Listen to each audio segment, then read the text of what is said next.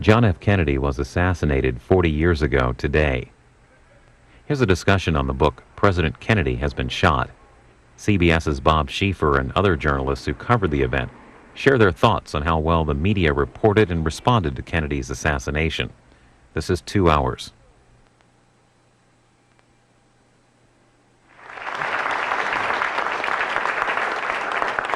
Well, thank you very much. And let me just quickly introduce the panel here. Next to me is Sid Davis. In those days, Sid was with Westinghouse Broadcasting. Westinghouse had one of the great Washington bureaus back in the days when radio maintained large bureaus here, and they had one of the best. Sid later was the bureau chief for NBC and a vice president for NBC. My old colleague Icarus Pappas back here. Longtime CBS News correspondent, and as you'll find out, Ike had a chance to see the extraordinary thing that happened when they brought Oswald out to transfer him to the county jail. Ike was at the city jail. I was waiting over at the county jail, and of course, Oswald never got there. And then my old friend Bob Clark, longtime correspondent for ABC. Bob Clark saw this. He is the last surviving member of the press pool that day when they were all in Dallas. And Bob also saw the assassination of Bobby Kennedy. Let me just start here with you, Bob. You were just 3 cars behind the car carrying President Kennedy when you heard the gunshots. What went through your head, and tell us what you heard and saw. Get it straight factually, we were the 5th car in Fifth car. motorcade. But Well, that's close enough for TV. that becomes significant. The principal member, the press star in that pool car, of course, was Merriman Smith. But there were 4 reporters, and Mac Kilduff, who sadly died this last year as the acting White House press secretary. We were just making the turn into this sharp intersection in front of the Texas School Book Depository when the first shot rang out, then which we thought was, I thought sounded more like a loud backfire, but then 2 more quickly in a total of 6 or 7 or 8 seconds. And the shots were extremely loud, very clear, and what is more significant, they were fired from, we all felt from our immediate area, from up above us, and we were almost underneath the 6th floor window where Oswald was firing. So that, you want me to go a little farther? Sure. What happened? But when there were, the 3 shots were fired, Merriman Smith, who I knew was a gun fancier, said those were shots, and we accepted the fact that they were. And our car came to a halt for a few seconds, just long enough for some strange things to happen. A police man on a motorcycle pulled up in front of us, jumped off his motorcycle, and pulled out his revolver and went roaring up onto the grassy knoll. You may have wondered, some of you, that I find people just accept this. There was just behind us in the motorcade a pool car of photographers, but there are no pictures of Kennedy. The press goes to great expense to follow the president wherever he goes, so there will always be pictures. Why aren't there of the assassination? Because let me just interrupt. Did the pool car going out to the hospital with the president after it speeded up? Yeah, I was going to say, okay. The press pool car did, the writing press, but the photographers followed their basic instincts as photographers, jumped out and followed the action instead of carrying out their primary duty of following the president. And so they were just left behind when the motorcade suddenly took off very rapidly, as fast as it could accelerate again. The photographers were all left behind, and it was only our pool car that went on to the hospital. And we did, just to substantiate your story, we became the 3rd car, I guess, because we pulled out and passed the vice president's car, which Now, Ike, you work for what, WNEW, which is what, a New York radio station? A New York radio station, very rich and powerful station, could afford to send people like me around. And where were you when the shots rang out? Beg pardon? Where were you when the shots rang Well, out? I was not in Dallas. I was in New York City. I had a day off. I worked Tuesday, I worked Sunday to Thursday in those days. I had Friday and Saturday off. And my plan was to have a wonderful day off walking around Greenwich Village. And I had to go to the dentist first, Painless Pete Koutros, who is still my dentist. And so I told him I'd give him a plug every time I could. So what happened? You got a call? Well, I'm getting to it. And I'm trying like hell not to call you Dan tonight. So anyway, I went through with my plan. I went to the dentist, and he got done real fast, and it was getting toward lunchtime, and I said, well, I'm going down to Greenwich Village, and I hopped on a train, I hopped on a subway, came out on West 4th Street, and as soon as I hit the street, this lady came running up to me, and she was hysterical. She was screaming, the president had been shot. The president's dead, the president's shot. And she was crying, and her face was wetted down with her tears, and I remember her hair falling over in front of her face because she was crying so much. And I'm a bit of a cynic in those days. I said to myself, well, tonight when the tourists come down, lady, you can tell them that story. I don't believe it. But then I noticed something that was happening in New York City, and you don't see it quite often, and that is people were starting to talk to each other. They were stopping and talking, and there was an electricity in the air. And I said, oh, could it be? And I went running over to the phone booth and crossed the way, crossed 6th Avenue, and I put a nickel in the slot. It was a nickel in those days. And I called my office, and as soon as the phone was answered, NEW, I could hear, and the guy didn't have to tell me, the editor did not have to tell me, because I could hear bing, bing, bing, bing, bing, bing, bing, the bulletins going, and the people shouting, the teletypes going, telephones ringing, and I said, what's this about Kennedy? And all he said, and this is to be historically correct, he said, get your ass up here.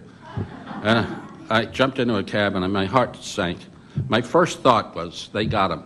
Who was they? The segregationists. There was a lot of fear, a lot of trepidation at that time that he should not go to Dallas because there was threats against his life, perhaps, and everybody was saying that because of his stand against civil rights. I mean for civil rights rather, and against the segregationists in the South. And there were warnings that he shouldn't go, and my heart sank, and I grabbed a cab, and these are details that I think are not historically necessary, but are interesting. I jumped into the cab, and I said, get me up to 46th Street and 5th Avenue immediately, and I kept throwing money at him. And he said, what's going on? I said, well, turn on the radio. I need to hear the radio. Because at that point, I didn't know whether the president was alive or dead, or what had happened to him. But in any event, he said to me, we turned on the radio, and the radio announcer said that President Kennedy had been shot. And I don't think that we knew at that point whether he was dead or not. And he turns around to me and he said, oh, his cab driver in New York City. He says, you mean I got that guy Johnson to worry about now? All he had on his mind was who the next president was going to be that was going to give him a bad time. So I just said, get me up there. And I was really distressed. And as soon as I walked into the station, I was handed $500 and a tape recorder and all the wire copy that they could pull. And they stuffed my pockets with it and about $500.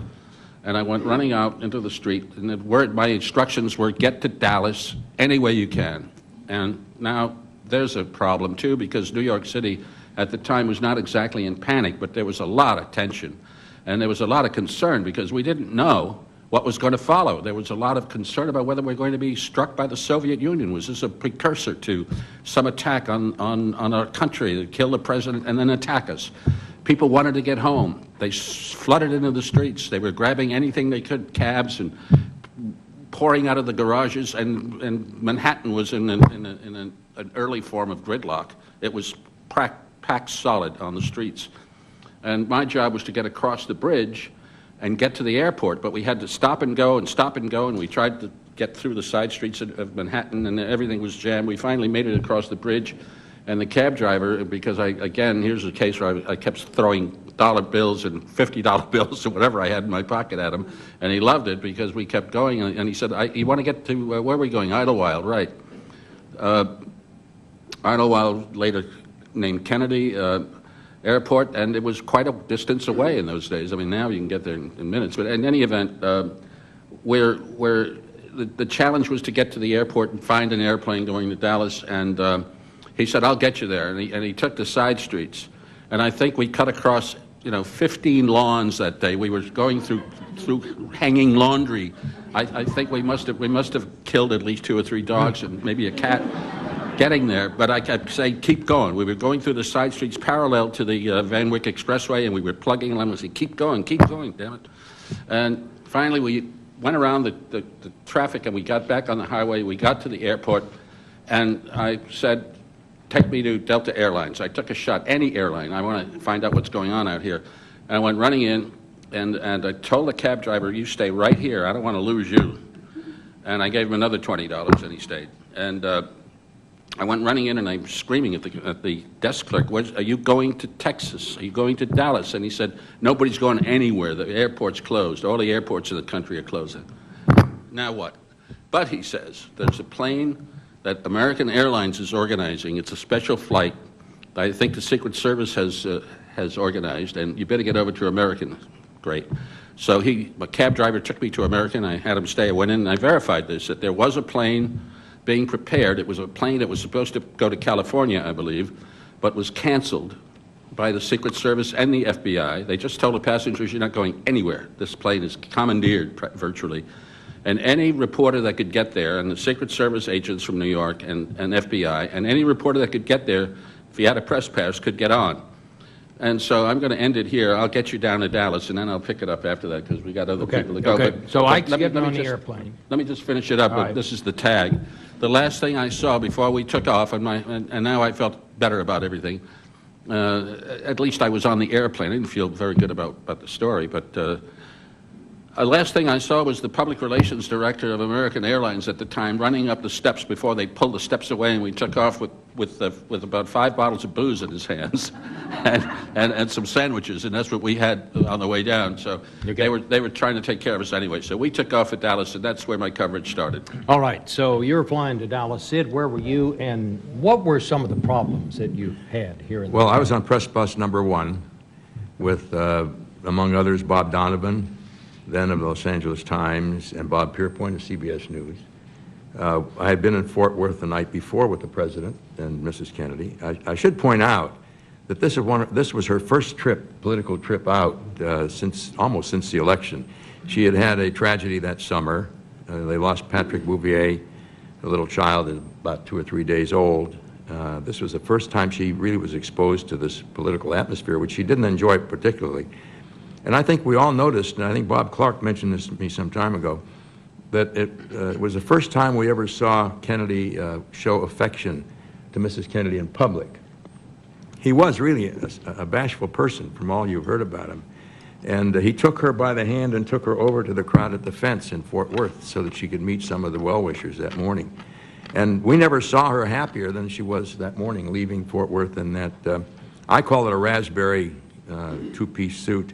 I wrote an article for American Heritage, and the editors changed that to pink. I don't think Mrs. Kennedy would have called it pink. In any case, we took off for Dallas. I was on press bus number 1 going into town. The crowds were very warm, enthusiastic. There were some signs that were negative, but not very many, not what we expected, because there had been some problems in Dallas with Adlai Stevenson before that, where he was heckled and hit in the head with a placard. But we saw none of that in Dallas, and we drove downtown around Dealey Plaza, and that's where we heard the shots. There were 3 distinct shots. I didn't think the first one was a shot, but Bob Pierpoint said without any doubt those were gunshots. And then we noticed up ahead that the presidential limousine had disappeared from the motorcade. It just had taken off. And we did see people running. We saw people, parents shielding their children on this grassy knoll. And we asked the bus driver to catch the limousine. And there's no way that city bus was going to catch the presidential limousine. It had taken off at 70 miles an hour. So we went to the trademark where the president was supposed to speak, and there were, I think, a couple of thousand people in there. We ran through the hall like a herd of elephants looking for the press room. I called my office and said that shots had been fired in the motorcade. We don't know what happened to the president. My bureau chief, Jim Snyder, said, it looks like the president's in a place called Parkland Hospital. Get over there. So I filed a piece on what I'd seen up to that point. And then I ran outside with my Olivetti typewriter, and I was waving it in the air, and a black gentleman in a Cadillac, white Cadillac, saw me, stopped the car, rolled the window down, said, "Are you a reporter?" And I said, "Yes." He said, "I'll get you to Parkland Hospital." And we took off like a rocket and went to Parkland. And I filed some stories from there. We heard the president was still alive, but very gravely wounded.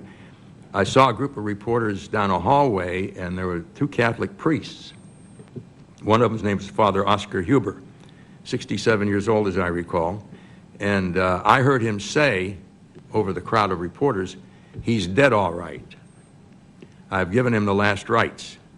These two priests had gone through the hospital. I talked to several groups of reporters because they'd already been downstairs in the lower level when I saw them. And then I went to the phone, and I told Washington not to put this on the air. I said, the priest says he's dead, and I don't think you ought to put it on the air. I've not confirmed it, and we're waiting for a briefing.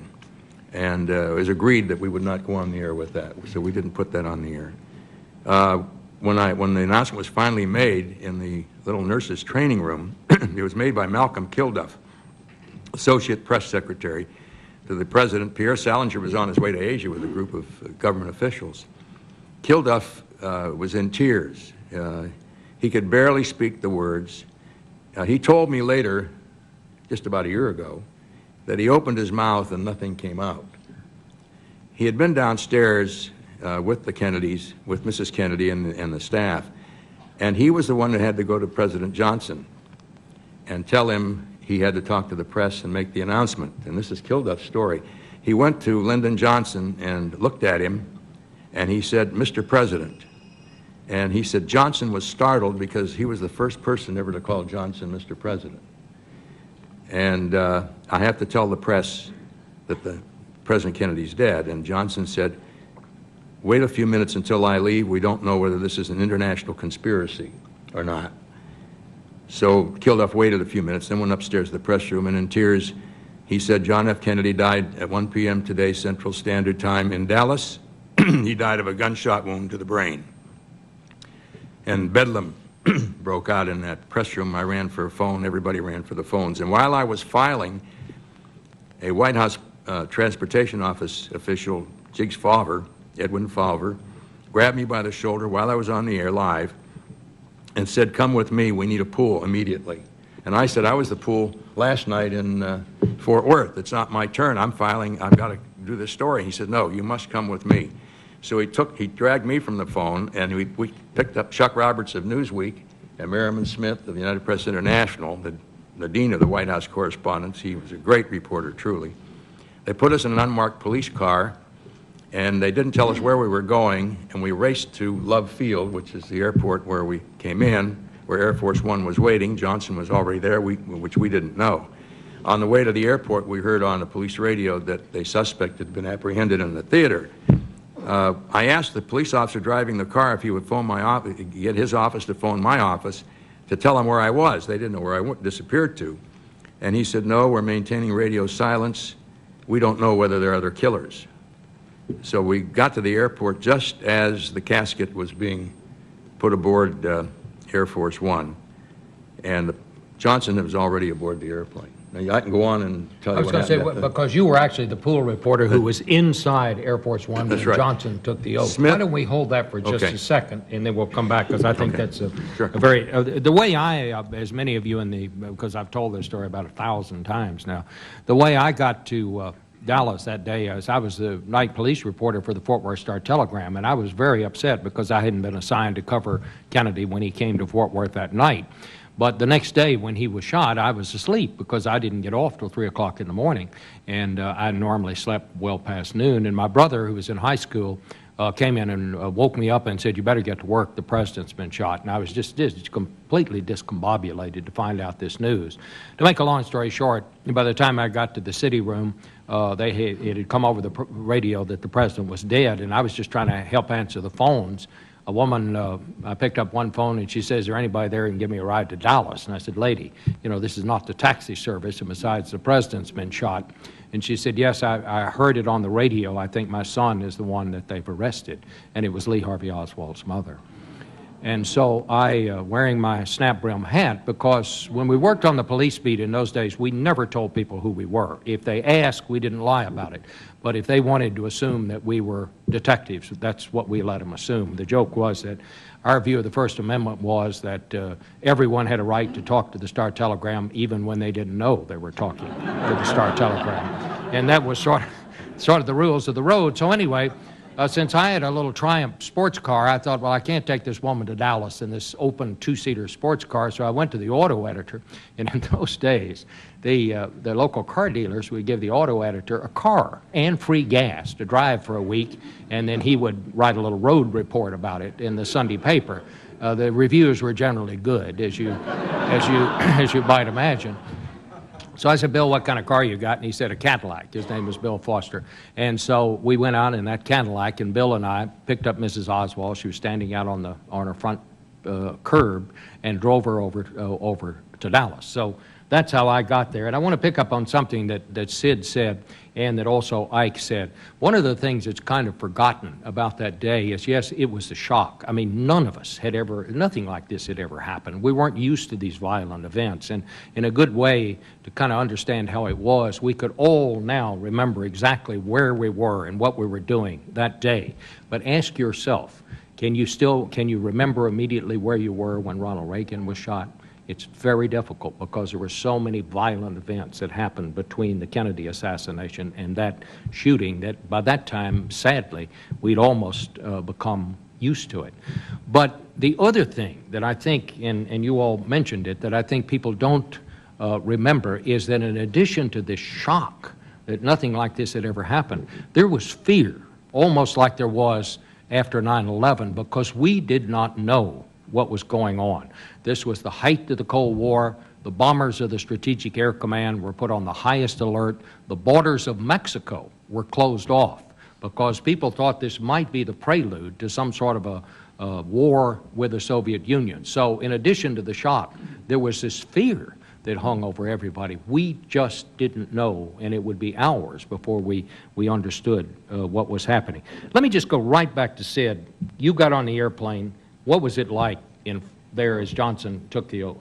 The plane had been sitting on the ground since we arrived at about 10 o'clock in the morning or 9 o'clock in the morning, so it was a hot, beautiful, sunny day, and it was sweltering on the airplane. The shades had been drawn, went back into the presidential suite, into a conference room. It's a gold laminated tapestry-walled room.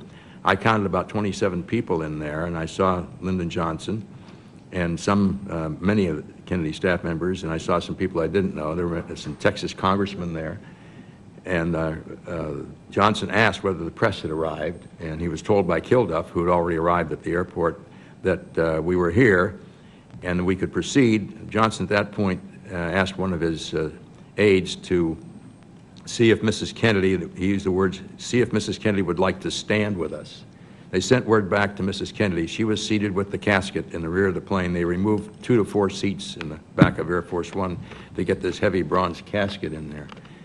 And she said she'd like to join us, but she wanted some time to compose herself. And a few minutes later, she entered the room.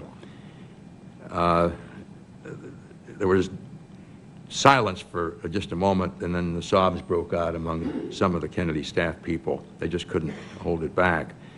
Johnson went over, took her by both hands, and moved her over to his left. Mrs. Johnson was on his right. He asked for a glass of ice water. He sipped the glass of ice water, and then he told Judge Hughes to proceed. She'd been brought from downtown Dallas, Judge Sarah Hughes. Who was an old friend of Lyndon Johnson. Yeah, a friend of Johnson's and appointed by John Kennedy to the federal bench. I think on Johnson's recommendation as part of his patronage, yes. She administered the oath. I remember I was very concerned about being the pool reporter on a story of this size. I'd never covered anything like this and never thought I would. And so I was scared to death that I would get everything right. And so I used my watch. I clocked the oath at 28 seconds. Time was 2:38 p.m. Central Standard Time. Johnson took the oath. She said, "So help me God," at the end of it, and he repeated that. And then there was an effort by some people to come over and shake his hand, and he discouraged any congratulatory remarks. He kissed Mrs. Johnson, then he turned and kissed Mrs. Kennedy. I noticed that Mrs. Kennedy, when she moved, I could see the rest of her clothing. Her stockings were streaked with blood. Her skirt had streaks of blood. Her right hand and wrist had blood on it, and it was congealed because she had cradled his head, the president's head, in her lap in the limousine. And Johnson then, with great resolve, I thought, said, "Let's get airborne." The instructions were to take the oath in Dallas, and the instructions came from the president's brother, the Attorney General Robert Kennedy. Take the oath in Dallas and then get out of there. And that's what they did. And Swindle kept, Colonel Jim Swindle was the pilot of Air Force One, started to move down the runway. I got off the airplane. I was told that there were only 2 seats left on the plane. Merriman Smith, the wire service reporter, got one of them, and Smith, and I would have to flip a coin with Chuck Roberts for the second seat. And because I was a broadcaster and I could use the information and get back on the telephone and report the story, and Newsweek doesn't go to press till Saturday night, I told Chuck Roberts of Newsweek, I'll get off. And so I got off the plane. I got off with Judge Hughes, and she was in tears. We walked down the stairway, and she told me that she had been appointed by Kennedy. As I was going down the stairs, Merriman Smith yells at me going down the stairs, "The oath was given at 2:37 p.m. Central Standard Time." And I nodded my head, and now I had to get the report to the other reporters. All right, and you did that. Let's go back now to Dallas. Bob Clark, what happened then? You were with the... Right, we're racing on to the hospital, Yes. not knowing where we're going. But the motorcade had taken off as fast as it could accelerate. The hospital was 4 miles away. There wasn't anybody in our car who had the faintest idea that the president had been shot or that anybody up ahead had been wounded. There is a tale of Smitty picking up the telephone and filing what became a celebrated bulletin. I'll leave that for the Q&A, anybody who's interested in the details of what happened between Smitty and Jack Well, Bell. Bob, talk a little bit about the relationship in those days between the reporters and the officials like the Secret Service. Was it I'll like do it that is when now? we get to the hospital. All right. I have a news peg for that. Thank you. Okay, well, we'll tell it about it right now. Okay. When we did not have any idea that we were going to the hospital, the Warren Commission said we went at speeds up to 80 miles an hour. That's probably a slight exaggeration, but we may have hit 70. As we careened into the entrance to the hospital, we said, "My God, somebody's been hurt up there." We jumped out. You didn't know at this point that it was the president who Had had been no shot. idea. Jumped out of the car, raced up to where Kennedy was standing. Now, here's my news peg. Today, the Secret Service would keep the White House press back 2 blocks if they could get away with it. In those days, there were only 4 pool reporters who got onto the hospital. The Secret Service knew all of us, trusted us, and incredibly let us run up and stand right next to the car and stare down at Kennedy. So we did this, the 4 of us, independently. It was a frozen scene. That was a surprise to me. There were Secret Service standing around and a number of other people, but nobody was saying anything. Mrs. Kennedy sat with, obviously looking in a state of deep shock. She had, the president was lying with his head on the side of his head on the back seat, and she was cradling his head in her arms, so she almost had his head in her lap. There were no stretchers. It was 2 or 3 minutes before the stretchers came out we were at the emergency entrance of the hospital until the stretchers came out for him. Connolly was stretched out. He and his wife had been on the jump seats in the back. He was stretched out on the floor. I have kicked myself later. I did not do a very good job of absorbing everything I could see, but the 4 reporters, none of them saw Kennedy wounds at that stage, and that has to be that Jackie was deliberately shielding his Bob, wounds. how did you get your first report out? Because we didn't have Well, cell phones and all That of that. was surprisingly easy. Smitty and I made the decision at about the same time. I waited till the stretchers arrived and they were starting to put Kennedy aboard a stretcher, and I thought I better get inside the hospital where I thought I could get a telephone or I'll be cut out. And so Smitty and I at the same time started trotting toward the emergency entrance of the hospital. Smitty asked as he went in where there's a phone and got one nearby. I asked where there was another and was sent to an adjoining room and was on the phone in 30 seconds. And so telephones, surprisingly, were no problem those days, though we had only the one telephone in the car. I, just by coincidence, spoke with the doctors that were at the hospital that received Kennedy and talked to them last night.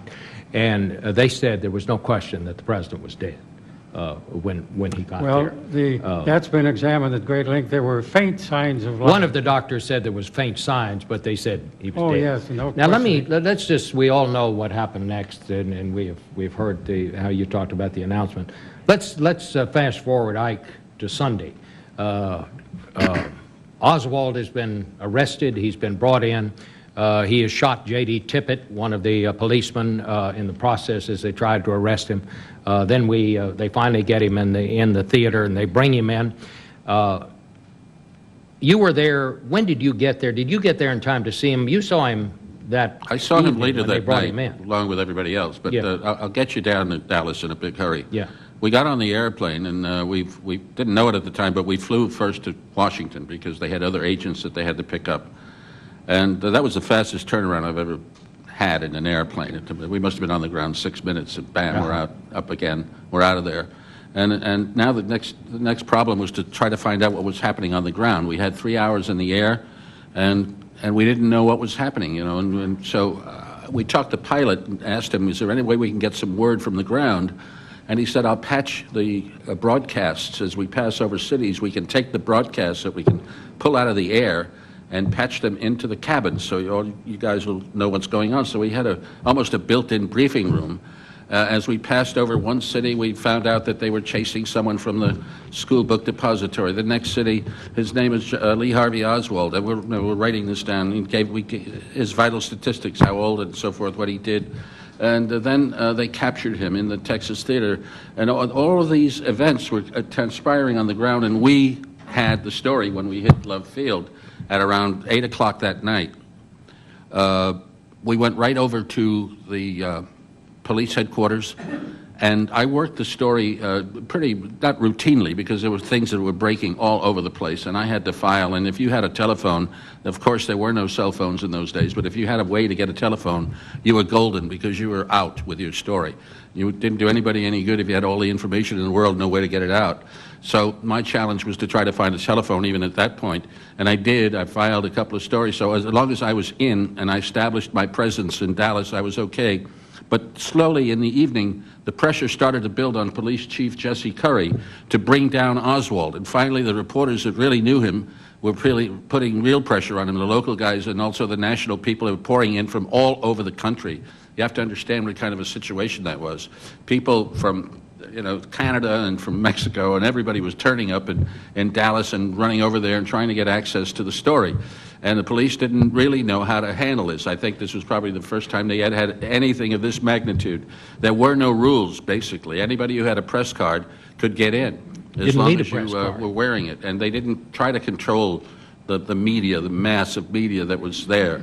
And in any event, we had almost total access to that third floor where they were questioning Oswald, and a couple of times they brought him out. People yelled at him, and you see it in in the pictures. In Well, any event- tell us about meeting that guy. You were looking for the phone that looked like he might be a cop. I think that's a Oh, well, fascinating story. I'm getting, all right, I'll get to that. I was just about to go down there, by the way. Okay. But I thought might be interesting for you, journalists and so forth, and the general public to know what kind of pressure was being put on the police chief, Jesse Curry. Some of the reporters were saying, "Are you beating him up?" because he had a mouse over his eye. And the Curry said, "No, we're not beating him up." "Well, bring him down then, let's see him." And he finally acquiesced. He caved in. He said, "Okay, we're going to bring him in at midnight in the lineup room, but no questions." And we said, "Oh, of course no questions. My God, absolutely no questions." So at midnight, Oswald comes in, shackled to 2 or 3 detectives surrounded by people and so forth. And of course, as soon as he hits the door, everybody yells at him. They were even yelling at him in the hallway. You know, "Did you shoot the president? How did you get hurt? What are they doing you? Why did you shoot the president?" And he just kind of dazed, they bring him up front. And we all gathered around and we all kept shouting at him. And that's when he said, "That's what I've been accused of." So somebody yelled, "Did you shoot the president?" I think I yelled at one point. We were all yelling the same thing. "Why did you shoot the president?" And he said, "No, that's what I've been accused of. That's what I've heard." But I forget the exact quote, but he denied it in effect. And then they said, "Okay, that's it. The rule's broken here. The ground rules are broken. And they started to take him out. But at least we had some sound with him. And another reporter asked me, and he turned and he answered him again, saying that he wanted to see a lawyer.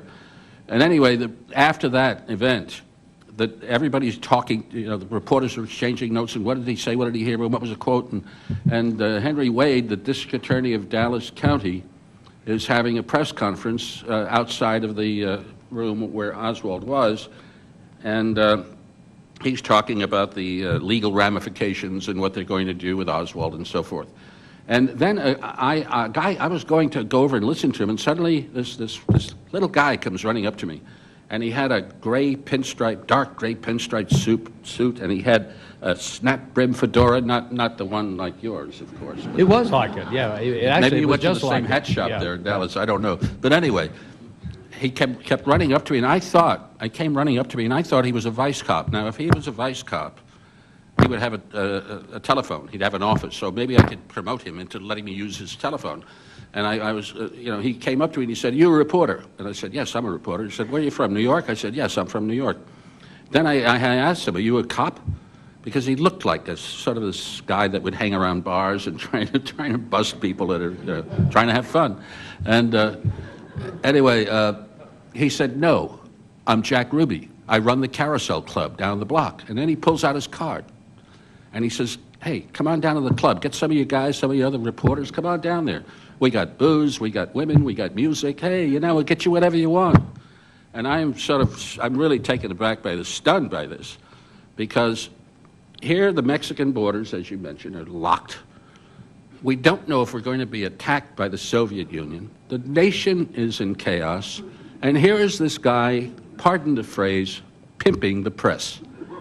He was out hustling business for his strip joint. He ran the Carousel Club, which was a strip joint. And I should have mentioned that earlier. You'd know what I'm talking about.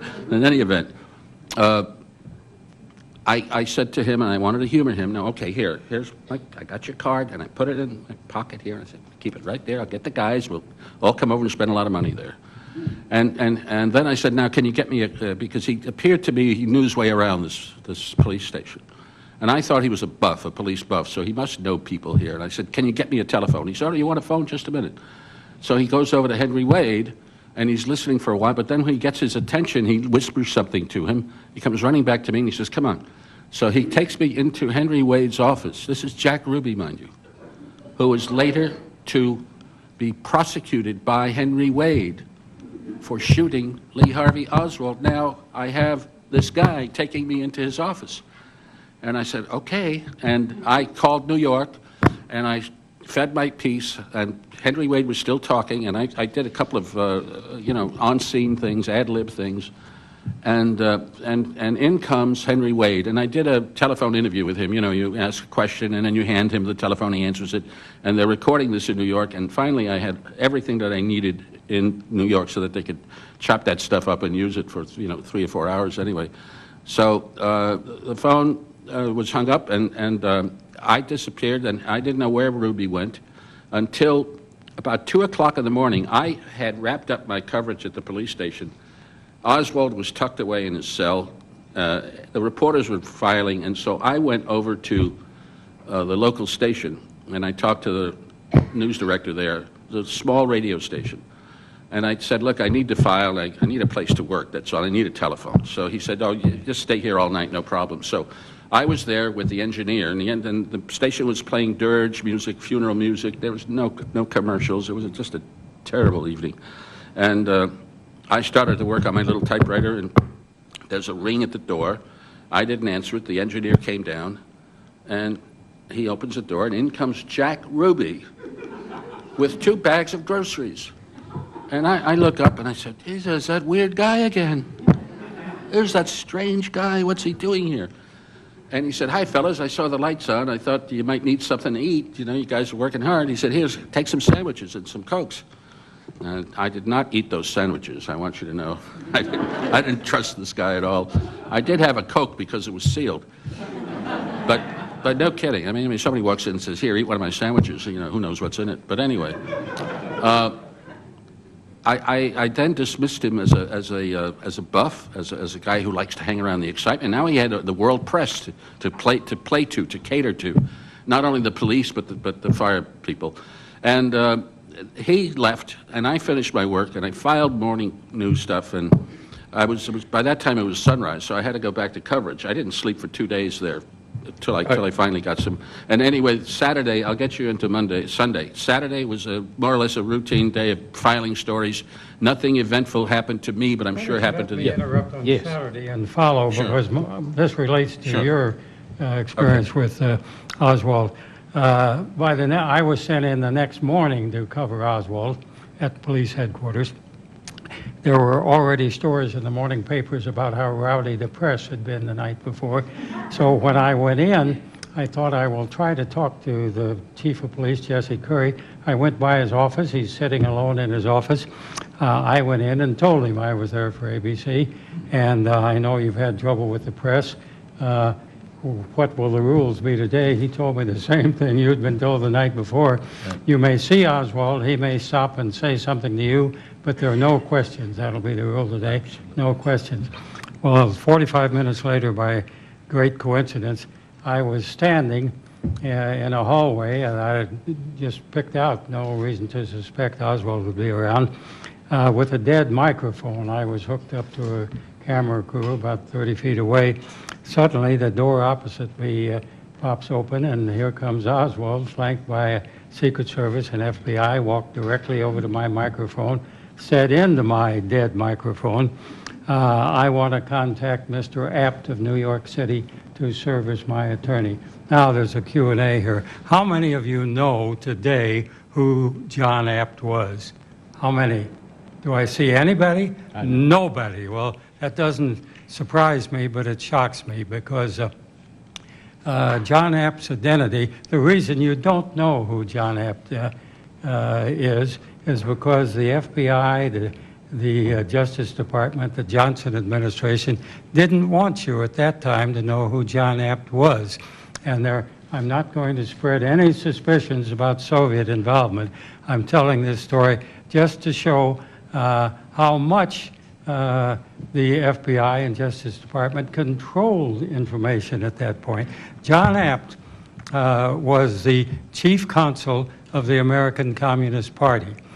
He was the paid, we now know, he was the paid chief counsel, paid by the Soviet Union. If Oswald had gotten the attorney he wanted, Apt happened to be out of town in New York. If he'd gotten the attorney he wanted, his attorney would have been on the payroll of the Soviet Union.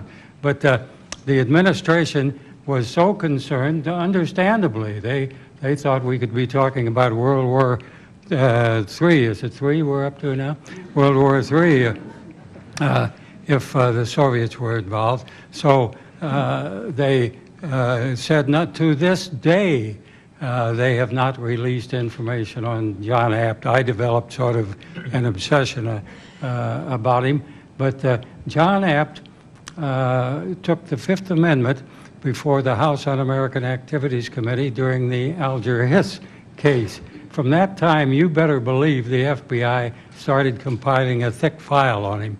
But up until today, they have never put out their file on John Abt. Okay. I tried when I worked for ABC in my closing years a few years ago and covered the Assassination Records Review Board. I tried to get any FBI records on John Abt. There were just a couple of meaningless releases, and but to this day, you would have trouble finding out any more about John Abt. We're going to go to Q&A here, and just let's bring Sid in for one final. I guess we haven't got Oswald shot yet. Yeah, we got to get out. But I did. We had that long airplane ride down to Dallas. But I would like, because there are a lot of budding journalists in the room, I'm told, and some. I dug this out of a book that's written by Darwin Payne, who was a Dallas news reporter, detective from Dallas, testifying before the Warren Commission regarding media at the Dallas police station when Oswald was shot. This is what the detective said. He said he was disgusted with them, the media. If you ever slopped hogs and thrown down a pair of slop and saw them rush after it, you would understand what it was like up there, about the same situation. And then another comment was, as Police Chief Curry was explaining Oswald's transfer, one reporter brazenly scribbled notes on the pad he propped on the chief's back. Let's go quickly to Ike and give us a little capsule. He was standing there. I had been sent over to the courthouse. They were going to transfer Oswald from the city jail to the county jail. I was at the courthouse waiting for him to get there. Ike was there when they brought him out of the city jail. What happened? At CBS, they used to call that take 15 seconds out, which is what I had to have done to my pieces all the time. Thank you for reminding me to be succinct. Here we go. That morning, I got up early, of course, and went over to the jail to watch Oswald being transferred. We were told by Chief Curry that if you get here by 10:30, you won't miss anything. Now, I was very cynical. I was suspicious of that, too, because being a New York reporter, I mean, police would never do that in New York. They'd never tell you when they were moving him. So anyway, I trusted him, and I got there at 10:30, and he was still there. And I decided that I was going to try to one-up everybody else, and I wanted to get a scoop. And I went up to the third floor where they were interrogating Oswald, and everybody else was down in the basement. They were getting set for that exit shot, and you know, with the cops and that famous scene that we all know.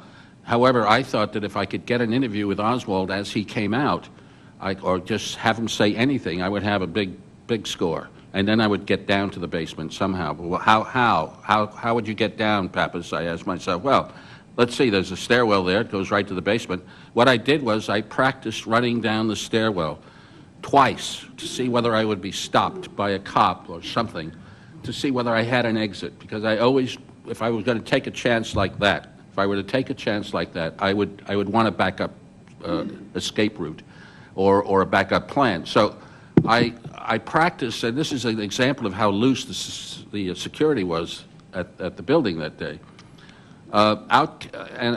Everything was fine. Out comes Oswald, and I went forward with my microphone, and I asked him, do you have anything to say in your, I wanted to say defense, but a policeman and a detective threw me up against the wall, and they hustled him to the end of the corridor to where the elevators are, and they shoved him in the elevator, and down he goes. Now, my heart is leaping out of my chest because I said to myself, you will never work in this business again. How could you take such a chance? There goes the best story you'll ever cover in your life, and you're not there to report it, and you should be fired.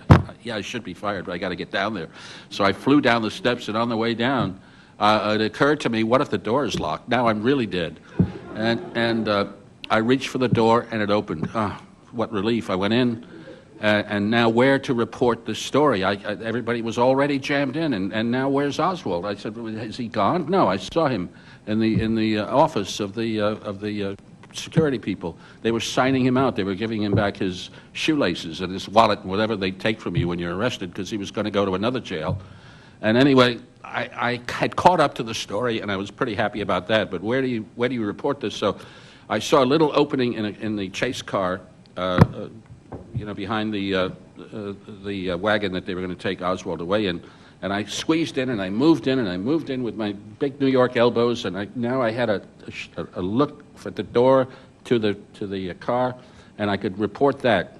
Oswald starts coming down, and I didn't know it at the time, but I was pushing right in front of Jack Ruby, rather, who was waiting to shoot Lee Harvey Oswald, and I blocked his view, I'm sure, for a while. Now, these are all split seconds. These things are happening in nanoseconds.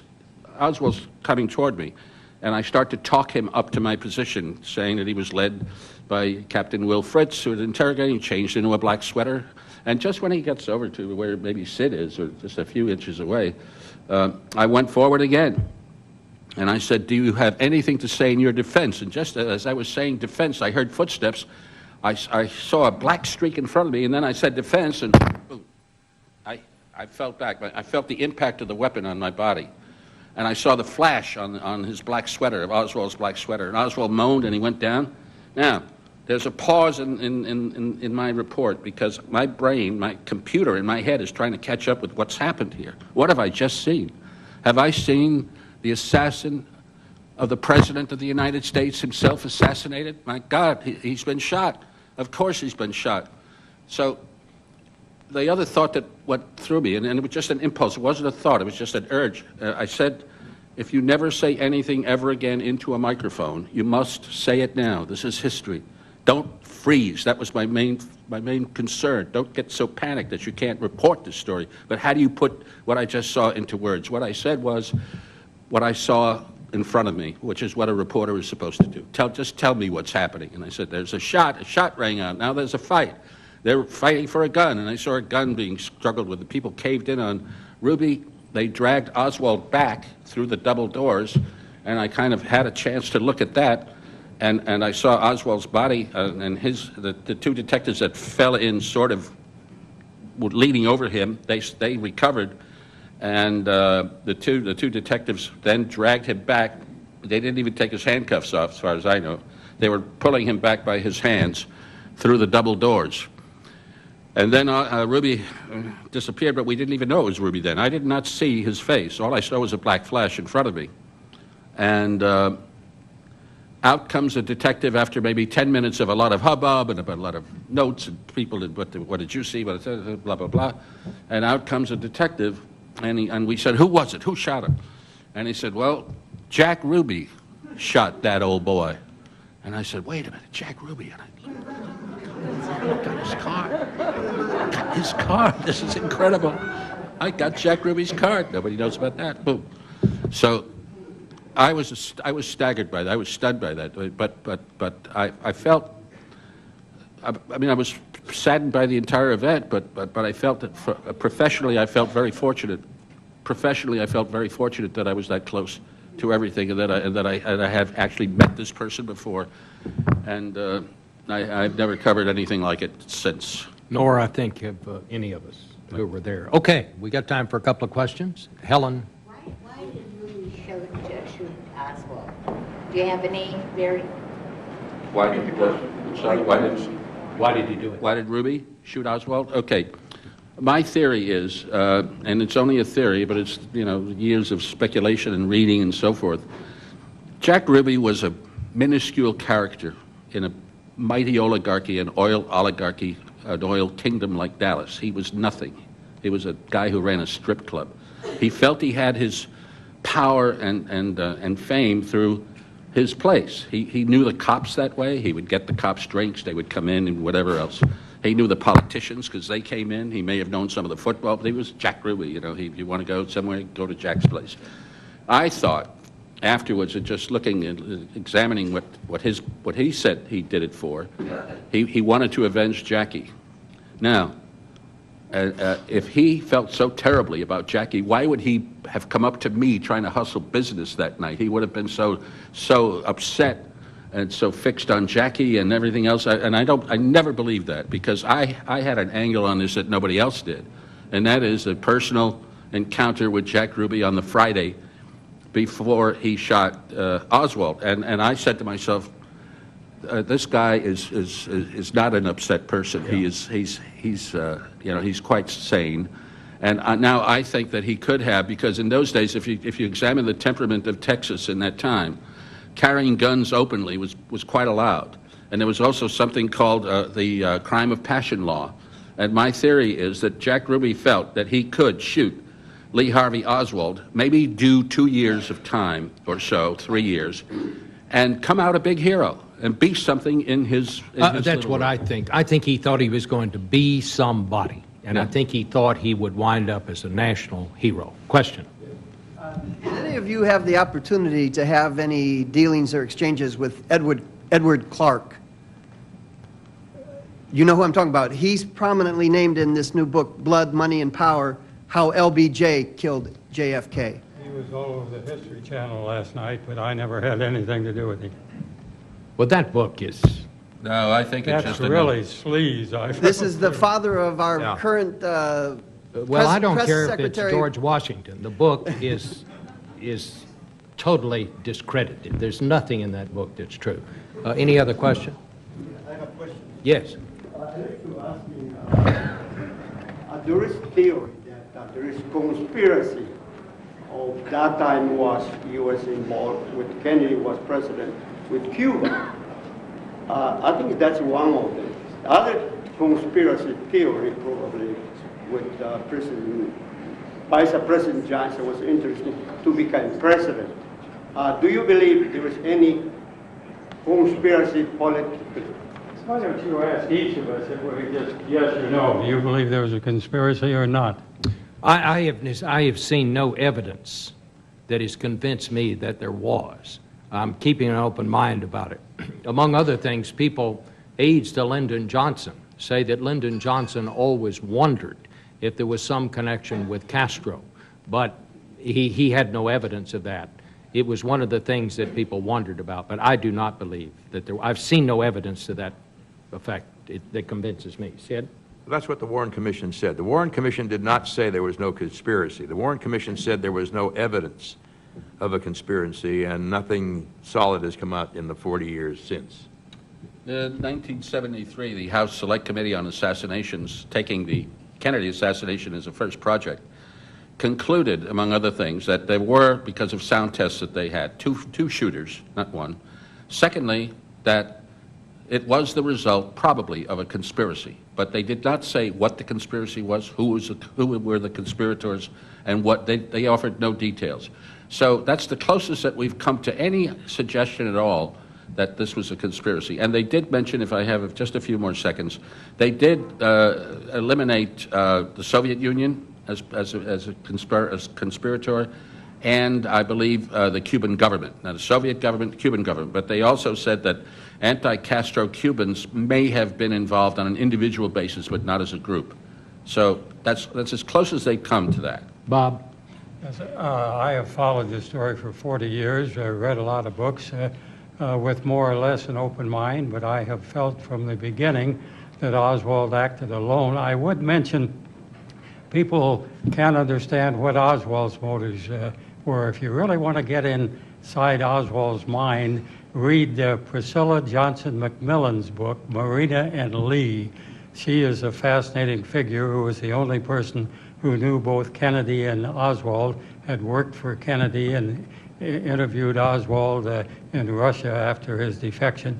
She did an excellent book. She has a truer understanding of Oswald, the embittered hater who was hated everybody and thought the government was out to get him.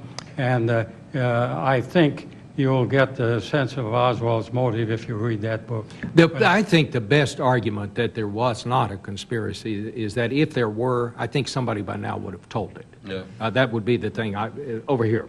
Well, if that's the case, wouldn't we know who Deep Throat is? But moving right along, I think it's great that you did this book. There's only 3 people know who Deep Throat is. Well, why hasn't he come forward the third? Would you talk a little bit about the role of television at this time? I mean, it was really central in terms of a real turning point. We really all watched television in a way we never had before. And also, I wonder if you talk about how well you thought the press covered the event. How about it? Well, I think it was a defining moment for television. It really brought television news into its adulthood. For 4 days, the television networks did nothing but cover the assassination and the aftermath and the funeral. 175 million Americans tuned in over that 4-day period. The network cameramen were told not to take any close-ups of the Kennedy family in St. Matthew's Cathedral. There was a great deal of reverence in the way the story was covered. I think that the fact that I was not the only person who heard Father Oscar Huber say Kennedy was dead, who didn't use it on the air until we could get an official confirmation. I don't think that would happen today. But don't you think, Sid, that this was a turning point in the sense, up until that point, what validated events was seeing it written down in black and white. From that weekend forward, survey after survey has shown that from then on, it was television that validated events. It was television that most people turned to get their news. And I think that was Can I make a comment the on difference. that? Yes, I think what television brought to the nation at that point, one of the reasons why it was a defining moment was that this was the first event that we as a nation ever watched on television as a whole. There were other events that we could point to. One, the Queen Elizabeth coronation for one. A lot of people, it was just a day or so, but this was the first time we've had a national crisis that was told to us by television. And I think that the presence of the anchor people, the fact that we were breathing some assurance into the public through facial contact, eye contact with the people who were telling us the news. I don't think the newspapers could deliver that. You couldn't talk to the editorial board if you were worried about the survival of the country. You had to listen to the soothing words sometimes of Cronkite. Let's go back here. Yes, ma'am. I'm a native of Texas and an alum of Texas Christian University. Are you really? 10-0. I wasn't alive during the time of the assassination and have lived in Dallas, and I'm wondering now from your perspective of history, is the same stigma still associated with Dallas when people think of that place and the assassination? Well, I don't think so, but someone else would. More than half the country wasn't born when Kennedy was assassinated, so that's a big factor in this thing. I don't think Dallas still has the same stigma as it did a few years after the assassination. You know, let me just add one thing. For example, the 6th floor museum, after this happened, the Texas School Book Depository where Oswald was, there were people in Dallas who wanted to bulldoze that building. They wanted to erase it from history. They didn't want to think about it. And wiser heads prevailed. The county finally bought the building. They now have county offices in that building, and up on the upper floors is this, what they call the 6th floor museum. This could have been something like a bizarre Ripley's Believe It or Not kind of place. It is not. It is a repository for information. It's become a place where scholars can go. And I think it has something to do with the changes that did come about in Dallas. Democracies need an accurate history, and the people there, I think, have done a wonderful job, and that museum, I think, is one example of it. Yes, Bob? Let me comment for a moment on the job that I think the press and broadcasting have done over the years in covering the assassination. The instant job of covering this horrible tragedy and what it meant to the country, and tracing through the history of the Kennedy administration. A good job. I'd give them fairly high points on that. But the conspiracy theory coverage over the 40 years, the media generally, the Washington Post has done a number of stories building up, seizing on conspiracy theories and playing off them. My own parent, ABC, was criticized by Jerry Ford several years ago. Ford is the only surviving member of the Warren Commission, who was criticized by Ford for its role in some television programming that build up conspiracy theories. So I would put a fair share of the blame.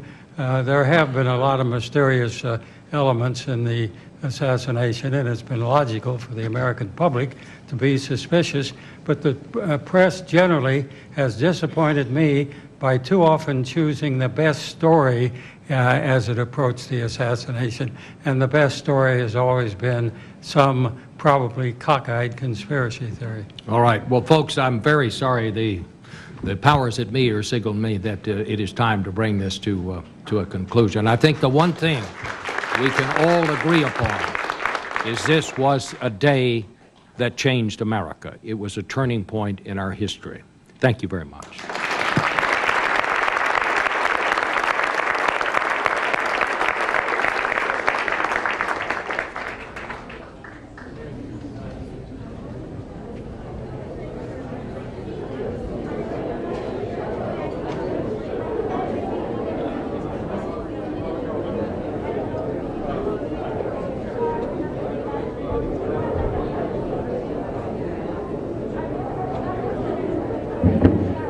Excuse me, ladies and gentlemen, the panel will go over